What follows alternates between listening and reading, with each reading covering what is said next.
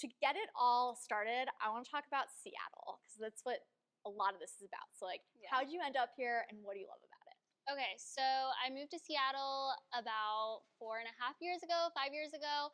I'm originally from Southwest Virginia, and I kind of grew up like all over like the Southeast. And so I moved out here for pharmacy school, actually. So I just graduated, so brand new pharmacist. Yeah. I'm still studying for my board, so not quite licensed. But yeah, so I moved out here, and I really love the Pacific Northwest. I think everyone here can probably agree, like, Seattle's so special because I think there's this duality to it where there's like deep city, like, you know, we're like in downtown Seattle right now. There's like, it's a huge city, but then you drive 40 minutes and you're at like world-class climbing areas. And so you can just so easily access these like outdoor spaces, which I think is very unique to a city. Yeah, I've only been here for 2 weeks and I'm just like completely blown away. Yeah. So just to follow up, do you have a favorite adventure in Seattle? Ooh. If you had to pick one. I mean, I think that Leavenworth is probably like my favorite place to recreate. I think it's just a really special place where I've formed like a lot of deep connections with the climbing community. And it's just so beautiful out there. It's like really magical, honestly. So that's probably my favorite place, and like climbing out there specifically and bouldering. Because, you know, if you've not been to Leavenworth, there's like this river that runs through it. And so even if you're not climbing, you can like chill at the river. And so there's like a lot of different things to do. Cool. Yeah. Amazing. Speaking of climbing, how did your climbing journey begin? So when I moved out here, I basically was talking to some people about backpacking because I was a long distance backpacker like before I moved out here. And so they were saying like to get more into the remote areas of backpacking, you kind of need to know how to climb, and like alpine climbing is apparently really big here. And so I initially started to get into climbing because I was like, oh, I want to like backpack in more remote places. But then like once I started climbing at the gym, it kind of became this activity on its own that I really liked. And honestly, I have barely backpacked in Washington because I started climbing and then just got like super obsessed with climbing and hyper focused. So I'm like hoping to balance it out a little bit more moving forward. So yeah, do it all. Well, once you're done with pharmacy school, hypothetically, you'll have more time. That's the hope. Okay. Yeah. Cool. Yeah. Since we have a lot of climbers here, tell us about what type of climbing you like to do.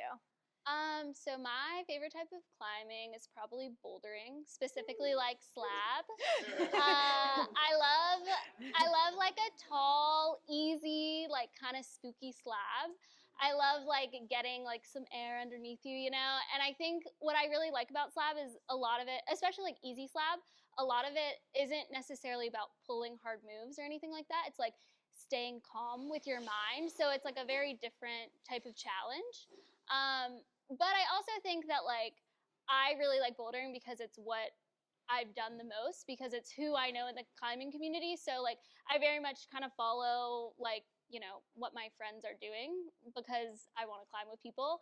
And so I actually I was just in Indian Creek and crack climbed for the first time back in May. And so I think actually like I really like just like learning new styles, even within bouldering. Like I mainly have been doing slab climbing, but now I'm getting more into like dynamic movements. And so just like learning and unlocking like new things throughout climbing is like my favorite thing. That's amazing. Yeah. And is there a climb that you're working on right now or that you kind of have your eyes on?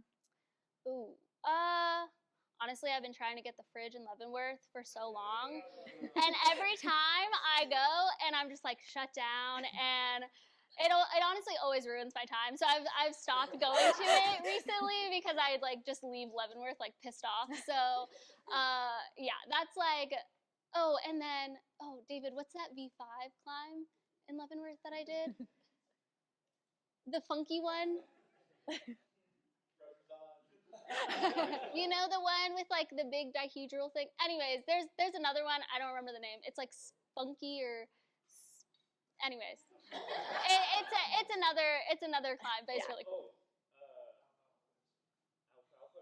Yes, Alfalfa or Spanky. If you haven't been to that one, that's a really good climb too. Yeah. Amazing. Okay, and last only climbing question: what is your dream climbing destination? Money, time, not an object. Okay. Honestly, this is kind of a lame answer, but like Squamish is my dream climbing. I haven't been there. It's like right there. It's like 3 hours or 4 hours north of here. And so it's like my dream climbing destination right now because it's next on my list. But I think more than like places I want to go, I think I just really want to start learning like different types of climbing and getting more into like alpine climbing, even sport climbing, because I'm like so scared of ropes. So just like exploring different types of climbing is kind of my goals right now. Wherever. Yeah. Wherever I can do it. Yeah. Amazing. All right. So right here we have your beautiful products. Yes. And yeah. Thank you. Yeah.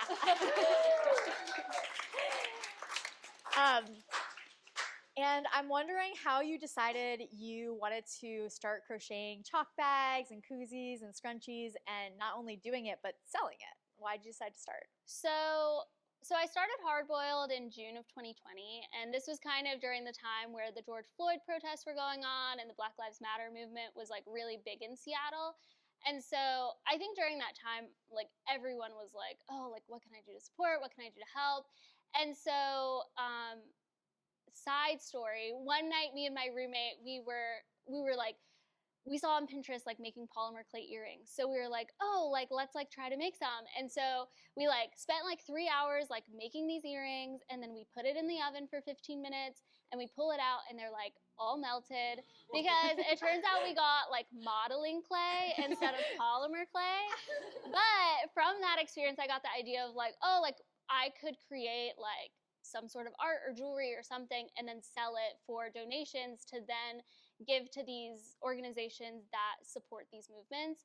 And like really the idea behind that was I wanted to create something where it was easy for people to donate, because I think one, it's like really hard to pick like where you want to donate your money. It can feel like very overwhelming, like there's so many organizations. And then also like as kind of lame as it is, but it is a lot of effort sometimes to like go on their website, like look at their stuff, actually put in your card information. So my thing was like I wanted to just be easy, like you Venmo me $10, I send you something like for your donation, and then I donate the money for you. And so Hardboiled actually started off as like a polymer clay earring company, and then it eventually moved to crochet. So yeah. All right, I want to dig into the activism part a little bit. Yeah. So now I saw that you have a bunch of different organizations listed on your site and on your Instagram. How are you choosing these organizations and kind of deciding what you're going to feature when? Totally.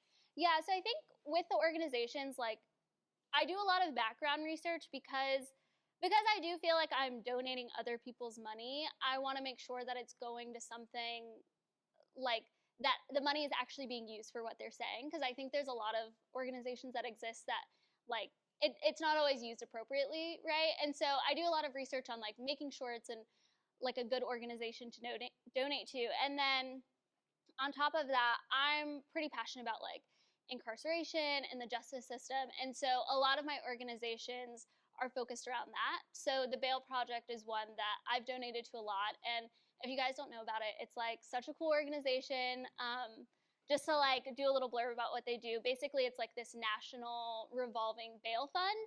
And so when someone is like taken to jail, and then if they have to pay bail, they are held in jail until their trial, unless they can pay the bail. And so there's so many people that like they can't pay like $3,000 in bail, which like I feel like probably a lot of us here like could ask friends and family to like help us get out of jail, but there's people that just like can't do that. So the bail fund, the Bail Project basically will pay their bail to let them like leave prison until their trial.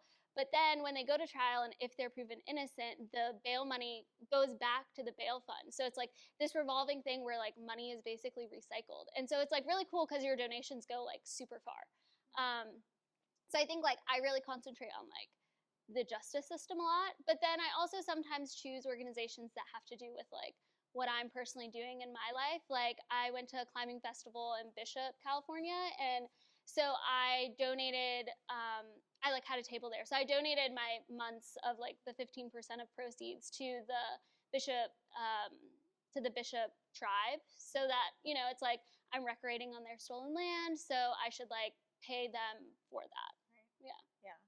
And have you always been an activist? Like, how did this come into your life? So like I personally don't know that I like consider myself an activist. I think I'm in like a very like supportive role. Like the purpose of Hardboiled, I feel like, is to like highlight organizations that are actually doing the work and then monetarily supporting them through donations. So like me as a person, I don't know that like I would ever call myself an activist, but that could also just be imposter syndrome. So yeah. Yeah. You're like the media company. Yeah. Yeah. Okay, and then, for everyone here, other than buying your products, and I know you recognize that there are, annoyances to supporting organizations and it can be hard, but I think a lot of people are always trying to think about how we can show up more for different organizations, communities, etc. Do you have any tips on how you'd recommend people here integrate supporting these activists more in our lives? Yeah. I mean, I think the first thing is like education, obviously. Like we should all be working towards like educating ourselves. And when I say educating, like for me, I mean more like immersive education, like actually reading about these topics and not reading about it from like a distant point of view of like, oh, like that sucks that that's happening to that group of people, but like looking at it as like, what about this situation have I benefited from? What, like, how does this affect me? Like, for example, I've been doing a lot of research on the secondhand industry because all my products are made from thrifted fibers. And so as I'm learning, I'm realizing that like thrifting can actually be really harmful to lower income classes in the States. And so, when I first was like reading that information, I myself got really defensive and was like, wait, but like, not really. Like, we're like trying to like make it less wasteful and it's like good for the environment. But actually like realizing like when you get defensive, and it is true, like I go to the thrift store now and like nothing is cheap anymore. Like everything is so overpriced. So I think educating, but in a way that like you call yourself out while you're doing it. And then I also think like investing your own personal capital is really important. So like by capital, I mean like your time. So like volunteering, like, and actually showing up and like being there and present, and then like, investing your time in like doing something. I think all of us have skills and do hold places of power in our community, and we should be thinking about like, where do we have those skills? Where do we have that power to actually like invest in like closing these disparities that exist?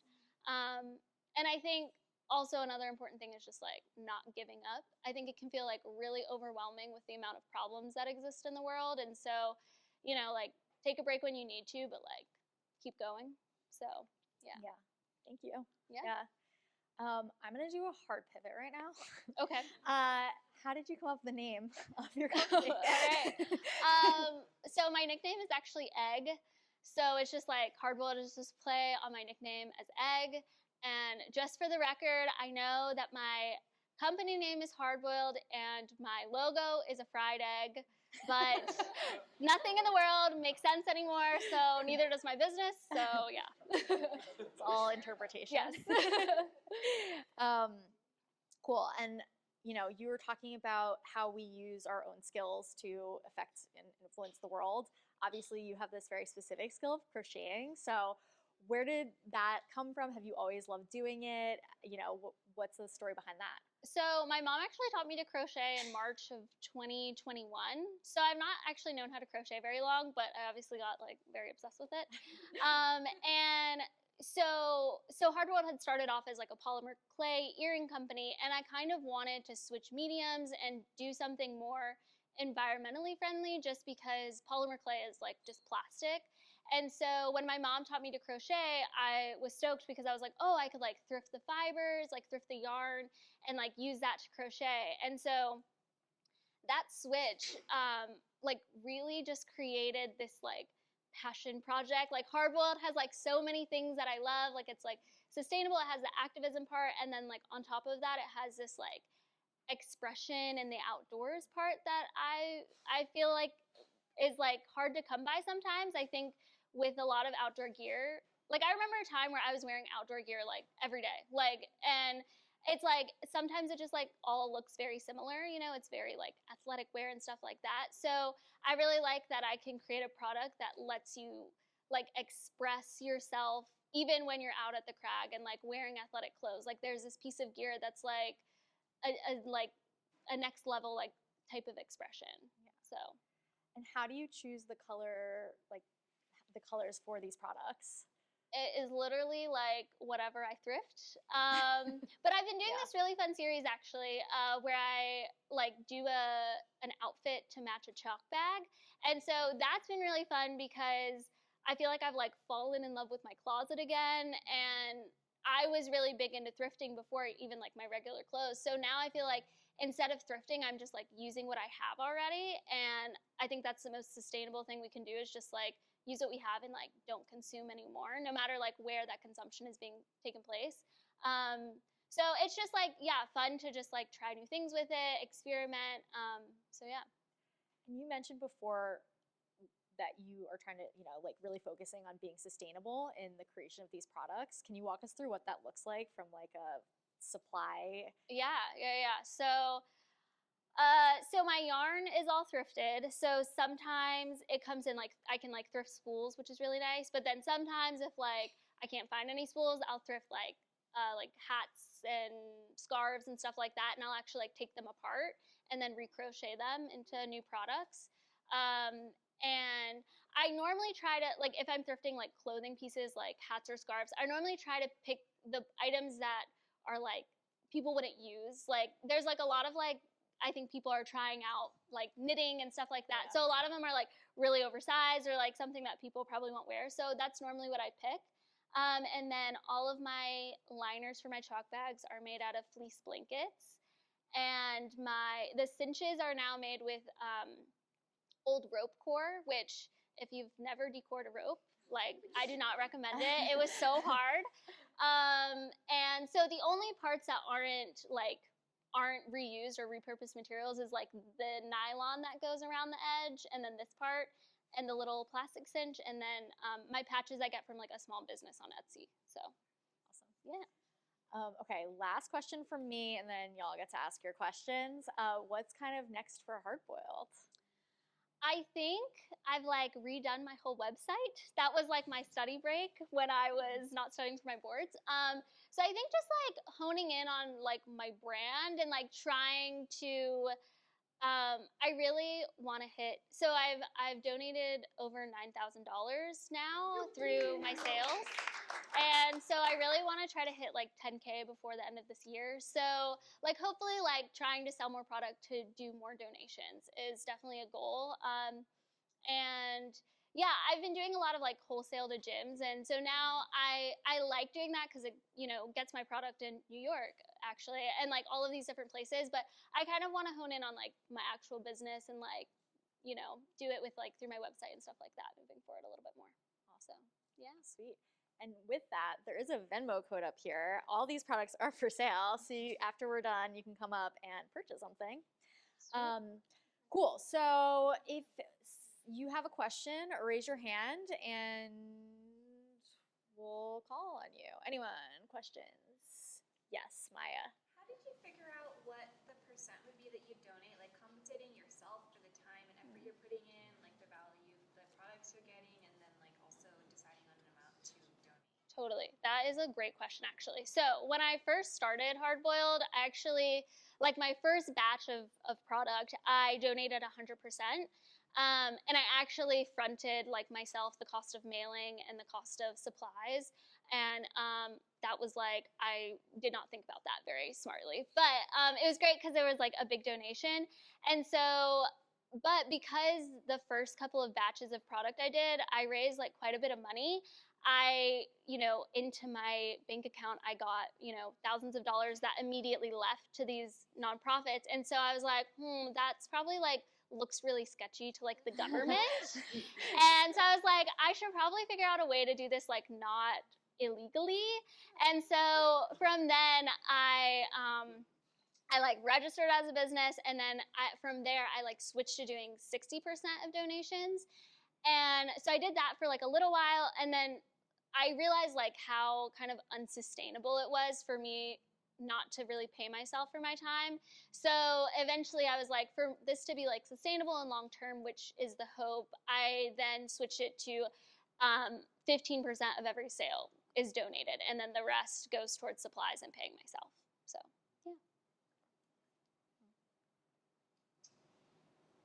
yeah. Why is your nickname A? So actually my friend from college is here. I don't know if you know the story, Josh, but so when I was in college, I was going to a few parties, and I was actually bringing hard-boiled eggs as snacks to a couple of the parties. I just like keep them in my purse, and they're like great, honestly, like high protein, not a lot of trash. And so like one of my friends, Katie, just started calling me eggs. So yeah. Yeah. I was just curious, like, I feel like starting something can be, kind of daunting at times. Like, do you, do you have friends that are also doing something similar? Like, do you have, like, a community? Like, how do you, like... Yeah, I'm gonna totally. repeat the question so Yeah. everyone can hear. All right, so the question was, starting a business as an independent maker is daunting. Did she have a support system? Did she have friends that were there when she started? Yeah, it's like a lot of crying. I'm like a huge crier, but also like my partner David, I like make him help me sometimes if I'm like really like a time crunch.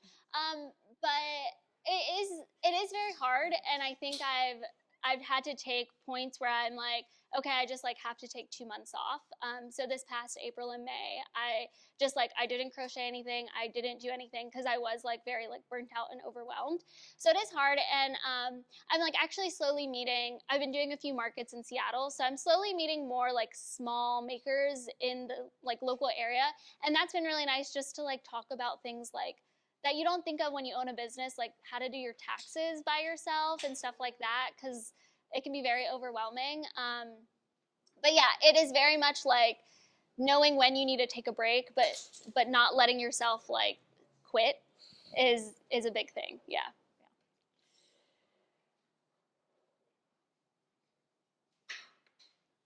Yeah. Did you have a background in design or anything like arts?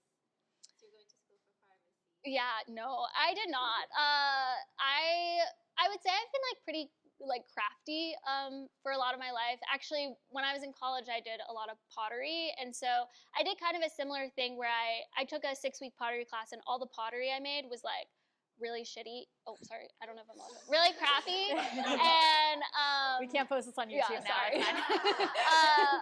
All of the pottery was like really bad, but I sold it and I donated all of the proceeds to another nonprofit, and so that was kind of like the build up for this as like a big thing. But I definitely have no background in design or art or anything like that. I just like to experiment, I think, and just try new things. So yeah.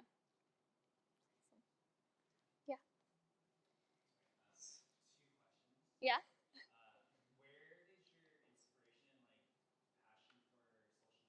justice and activism come from? And also, if you had, like a moonshot goal for Hardboiled, what would that be? Oh, Repeat the question. okay. Yeah. All right. So the first question was where did her connection to social justice begin? And the second is if there was a moonshot goal for Hardboiled, what would it be? So I think my passion for social justice, I think it really came from like my dad. My dad, I remember growing up, and he said this thing to me that's like just really stuck with me. He said like, there's so many problems in the world, but no matter what, you just have to take care of the people you love and those that don't have it as good as you. And so I think that just really stuck with me. And then I think getting more involved in my community really has stemmed from in college. I was part of this like service organization where we would donate our time and like volunteer outside of like the college campus. And I think that was a really eye-opening experience because when you're in these like social situations like college or like even like in the climbing community, you don't necessarily go outside of those communities to see what people's lives are like outside of those areas. And so I think in college I realized like, wow, like we really just like live in this bubble of like people who are similar to us, and we don't really know like what's going on in like other people's lives and what challenges they have. So I think that was like something that really inspired me to like get more involved in my community, to actually like learn about these issues. And I think even now, like volunteering, yeah, it like helps you just like meet people who are different than you, and I think that can only be a good thing. So, oh, what was the second question? Moonshot for Hardboiled. Oh, ooh. I think just like continuing doing what I'm doing, and I think I want to increase the activism part of it. I was doing these like weekly educational videos on my Instagram, and honestly, it was like very hard for me because I don't feel like I'm educated enough in these issues to actually like educate about them. It's really just information that I like get from other sources and like combine. So I don't want to educate out of context. And so I had stopped doing them because I just felt like if someone asked me a question about what I was talking about, I'd be like, I like don't really know. So I think like next up with like that activism part, I'm actually going to start a series of like volunteering in Seattle. So kind of like, again, like highlighting organizations that already exist, and then actually trying to like do like step-by-step directions of like how to sign up to volunteer with them, because I think that's such a great way to like donate your personal capital, is like to donate your time and to actually get involved and put these things that we learn into action.